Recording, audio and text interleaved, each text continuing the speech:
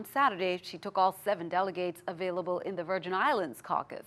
According to CNN's tally, she is now 29 delegates shy of the number necessary to clinch the Democratic presidential nomination and to make history. Kim Hutchison has more. Hillary Clinton is now within striking distance of the Democratic presidential nomination. It would mark the first time in U.S. history that a woman has been chosen as the nominee of a major political party, a point she brought up while barnstorming in California this weekend. I know we've never done this before. We've never had a woman president. Her Democratic rival, Bernie Sanders, is also in California and insisting to CNN's Jake Tapper that there's still a path to victory. If the turnout is very, very large, I think we have a chance to win big. I don't want to speculate about who will end up having more pledged delegates. Sanders needs 822 delegates to clinch the nomination, but there are only 714 total pledged delegates available in the remaining contests. Sanders also took issue with the inclusion of superdelegates in Clinton's total. What she would be doing is combining pledged delegates. Those are the real delegates that people vote for. With superdelegates. But if you remove the support of the superdelegates, Clinton is still ahead. She has about 300 more pledged delegates than he does, reflecting the fact that she's won over 3 million more votes this primary season than Sanders. I'm Kim Hutchison reporting. Californians go to the polls Tuesday along with Montana, New Jersey, New Mexico, and the Dakotas. California and New Jersey are the biggest delegate prizes. Polls in New Jersey give Clinton a substantial lead, while the two candidates are neck and neck in the Golden State. After Tuesday, only one nominating contest remains. Washington, D.C. goes to the polls on June 14th. While the scene at the polling sites in the VI was a little busy, according to the preliminary polls, Clinton received more than 1,300 votes. Bernie Sanders received nearly 200 votes. Sanders failed to reach the 15% threshold necessary to win delegates. So, as we reported, Clinton wins all 7 delegates. Here's more about the caucus. Any registered Democrat was eligible to participate. Virgin Islands Democrats joined throughout St. Croix, St. Thomas, and St. John in their precincts to begin that process of registering their preferences for Democratic candidates running for president. This was the chance for the party to come together under one big tent to decide who they will nominate to be president in 2016. Well, here's one site in Puerto Rico during the U.S. territory's Democratic primary election at the Luis Lorenz Torres Elementary School in San Juan on Sunday, June 5th. The Democratic National Convention is on July 2nd in Philadelphia, Pennsylvania. Over the weekend, the USVI China delegation traveled south to the city of Ningbo, a major port and industrial hub in East China's Zhejiang province. They learned more about the country in Ningbo. Meetings with Sinopec executives continued, and the group also visited one of Sinopec's oil refineries and storage terminal facilities. Meetings with Chinese hotel developers will dominate the final 2 days of the trip, and the Winston & Strawn law firm will host a special reception for the delegation in the city of Shanghai on Tuesday. Representatives from the Fosun Group, which owns Club Med, will be among those in attendance. VI officials met with representatives from Air China at their Beijing headquarters last week.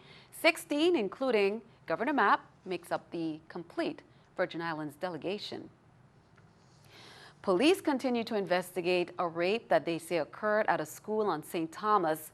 Here's more from the VIPD. On Friday, June 3rd, 3 male minors between the ages of 13 and 14 were placed in protective custody by the Juvenile Bureau and charged with aggravated rape and unlawful sexual contact. This arrest was a result of an investigation where the victim, who is also a minor, identified the males that sexually assaulted her in one of the junior high schools. At this time, the case is still actively under investigation, and because of the sensitive nature, no further information can be provided. I'm glad. Meanwhile, the community is shocked as police continue to investigate after a double homicide on Saturday, June 4th at approximately 10:33 p.m. The 911 emergency call center received a call of shots fired in the area of Anna's Retreat near the Holy Family Church. Officers discovered 2 black males, 2 individuals who had been shot. Here's more. Officers discovered 2 black male individuals who had been shot. The first black male, later identified as Shaki Alexander, 21 of Hidden Valley, was transported to the Royal Esther Snyder Medical Center to receive immediate treatment after being shot multiple times about the body. Mr. Alexander succumbed to his injuries at 3:47 a.m. the following morning. The second black male, later identified as Kervin Joseph, received multiple gunshot wounds to the body and was pronounced dead on the scene by the medical examiner's office. Preliminary investigation revealed that Alexander and Joseph were walking in the vicinity of Anna's retreat when suddenly an unknown vehicle pulled up and fired multiple shots towards them, striking both Mr. Alexander and Mr. Joseph about the body. The crime scene was processed by the forensic unit. This case is presently under active investigation by the Homicide Task Force. Count on 2 to keep you updated. Meanwhile, a wanted man is now in custody. Police said on Saturday, June 4th at about 2:40 p.m., Waldemar Martinez turned himself in at the Wilbur Francis Command Police Station. Martinez was placed under arrest and charged with the assault in second degree and destruction to property, domestic violence. The Virgin Islands Police Department asked for assistance last week in locating Waldemar Martinez. The St. Croix Chamber of Commerce welcomed another member Friday afternoon with the ribbon cutting of the Pleasant Healthcare. The state-of-the-art facility is committed to providing first-rate health care to Virgin Islands residents, as they reported, as well as to patients from throughout the Caribbean. Here's more. You and your loved ones no longer have to leave home to receive this quality outpatient surgical care elsewhere. We welcome all physicians to use this facility and to bring their patients. Our vision is to make this infrastructure available to all. Providing affordable, accountable, and superior health care to local residents and patients, not just here on St. Croix and in the Virgin Islands, but throughout the Caribbean and the world, is an important undertaking.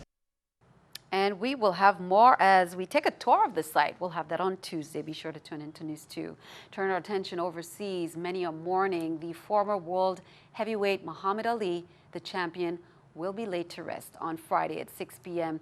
in Louisville, Kentucky. In a carefully planned ceremony, Muhammad Ali planned his own funeral to so much detail, they say, as the document in which he used was coined in the book. The boxing icon, known simply as the Greatest, meticulously planned his farewell with an inner circle of friends, wishing for multiple faiths to be represented. Final touches were put to the plans just days before Ali died in Phoenix, Arizona on Friday evening, local time, after he had been admitted to the hospital with respiratory problems following a 35-year battle with Parkinson's disease. A procession that will go on for miles will carry Ali's body across his hometown of Louisville. Well, Greece's Coast Guard has recovered 9 dead bodies from the sea after a boat carrying hundreds of migrants capsized south of the Greek island of Crete, though many more people could be missing. The Coast Guard rescued 340 people, but Greek officials said that according to migrants who survived, around 700 people might have been on the boat that capsized when it capsized. It wasn't clear where the boat came from and under what circumstances it capsized.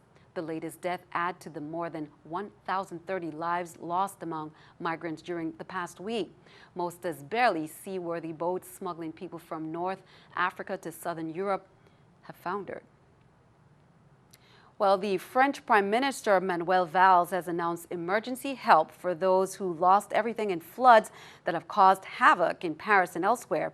Millions of euros would be handed out by local leaders in the coming days, he said.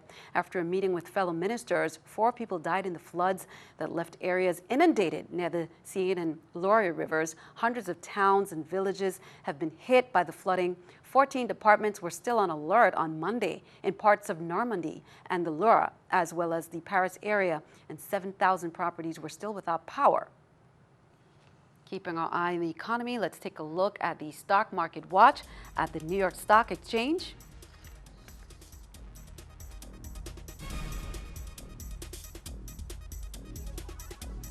Taking a look at the numbers there, we can see everything up. The Dow 113, NASDAQ 26, S&P 500 also up at 10.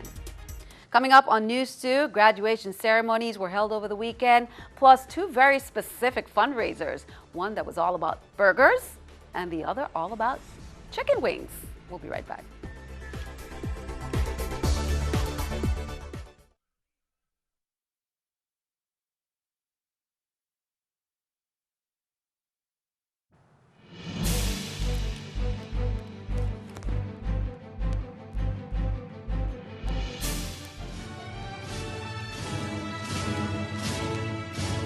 Welcome back. Good Hope Country Day graduation and St. Joseph's School commencement on St. Croix took place this weekend. We will share some video on Tuesday's newscast.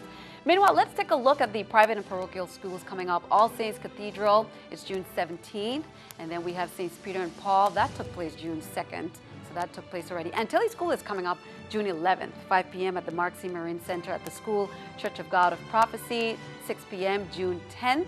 Seventh-day Adventist, June 12th, 4 p.m. at the BCB Auditorium. St. Croix Educational Complex High School Barracudas track student Stephanie Rodin, 2012 valedictorian of Manor School, graduated on May 7, 2016 from Benedict College, South Carolina with summa cum laude and 3.9 grade point average, and she's being recognized. She's a former track star at St. Croix Educational Complex, graduated with a Bachelor's of Science in Computer Science. Rodin was a former track star at St. Croix Educational Complex from 2008 to 2012 and received track and academic scholarships to Benedict College as well as many awards. She participated in many track events such as Poly Relays, Penn Relays, BVI Invitational Meet. She was a member of the National Honor Society. Congratulations to her. And Tilly's third graders celebrated their second to last week of school with a music recital that highlighted some of the best parts of VI culture, including the traditional Quail-Bay dancing. Students danced the heel, toe, and sachet, performed folk songs such as Slime Mongoose, and channeled Queen Mary into a song about the 1878 fire burn. Classes in VI history are taught at the 3rd and 8th grade levels. The lower school programs are directed each year by longtime Antilles School teacher Verna Arujo. The 22nd annual Virgin Islands High School Appellate Moot Court competition, sponsored by the Virgin Islands Bar Association and Innovative, was held last week, and the competition provided an opportunity for the high school juniors and seniors to vie for scholarship. Prizes were presented by their oral arguments during a mock appellate court proceeding. Members of the VI Bar Association mentored the students. 3-judge panel comprised of Justice Maria Cabret, Magistrate Judge Jessica Gallivan, and Magistrate Judge George Cannon. Now, the right to marry was the issue at hand. The winners, Ivana Udar-Ken High, comprised of Shaquan Henry, Micaiah Bully, and Harmony Handley. Second place went to Good Hope Country Day School, comprised of Aliyah Alec, Urasa Lewis, and Parissa Bradshaw. Third place went to St. Croix Educational Complex, comprised of Aaron Nikki, Shadiah Paria, and Amani Christopher. Fourth place, Charlotte Amalie High School, comprised of Reniqua Victorine, Kamari McLean, and Asil Mustafa.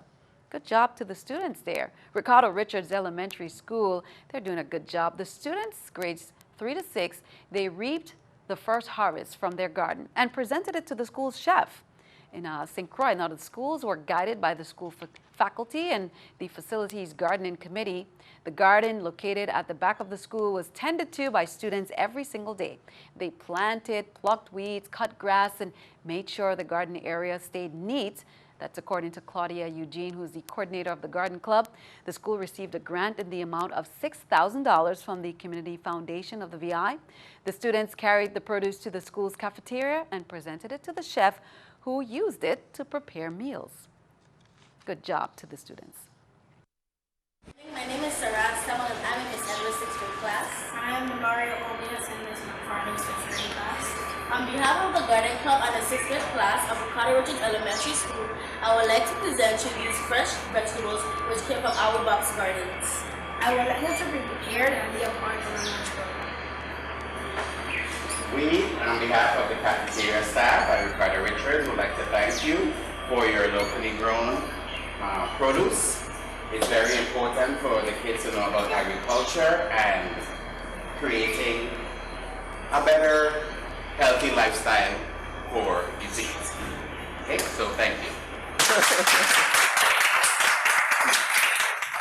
Great job to the students there. The Department of Human Services, Office of Child Care and Regulatory Services announces the availability of limited funds to assist eligible parents in paying for summer camp fees for their children. Now, applications were available today at the Department of Human Services Subsidy, Resource, and Referral Program on St. Thomas and St. Croix. That was today, but the Department of Human Services Multi-Purpose Center in St. John, that's going on Tuesday, June 7th from 9 a.m. to 1 p.m. Applicants interested in receiving summer camp assistance must be employed, attending school or training program, and must meet the eligibility requirements. You can call them for more information. Well, get ready for some tasty highlights. The first annual Burger Palooza, a fundraiser for My Brother's Workshop, was held on Saturday at St. Croix's Blues Barbecue. 4 local restaurants grilled mouth-watering gourmet burgers for the crowd. My Brother's Workshop works with at-risk young men between 16 and 24 by teaching them vocational skills and help them understand it's about giving back to the community. Here's more. So that we can continue to help transform lives of the young people here in St. Croix. So it's an exciting day, and the turnout is just amazing. We have one of the guys working for us right now, and proof positive of what this organization does for these young men. I'm just happy that My Brother's Workshop is doing something for the community, and I'm like that Blues is really want to volunteer and help us out. I'm just saying thank you. Good job there. All the best. Now, Wu-Tang Clan made a guest appearance and performed. The much-anticipated King of the Wing contest was held on Saturday at Megan's Bay, St. Thomas. That annual event included many teams consisting of the top local restaurants, businesses, organizations, and chicken wing connoisseurs. Cooking began right on the beach, starting from about noon. Now, this year's beneficiary was the Junior Achievement of the VI, a recognized organization dedicated to helping young people in the VI learn the economics of life and the free enterprise system. Now let's take a look at the top winners in the restaurant division, along with some other winners there. First place and King of the Wing was the Rum Shandy. Second place was Vacar's Bar and Grill. And then third place was Fatty's Bar and Grill, along with Taco Hell. Congratulations to all the winners there. Job well done, and the money goes to a very worthy cause. And those are some of the other winners on there, including the non-restaurant division, the Best Decorated Book.